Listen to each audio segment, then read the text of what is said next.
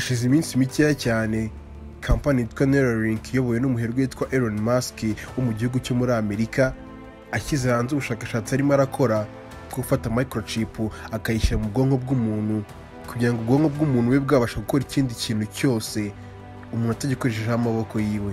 Byari bidashoboka ku bantu benshi kubera ko ntabwo byumvikanaga ku buryo akantu gato ka electronique bashyize mu mutwe w'umuntu kamufasha gukontorora telefone yiwe cyangwa se akitaba telefone atayikozeho cyangwa se agakora ikindi kintu. Ku itariki 21 z'uku kwa gatatu 2024 nibwo umurwayi wa mbere washyizwemo kano gakoresho yabashije gukina chess akoresha umutwe wiwe atari kwikina n'amaboko. Uyu mukino chess akaba ari umukino mu Rwanda twita dame.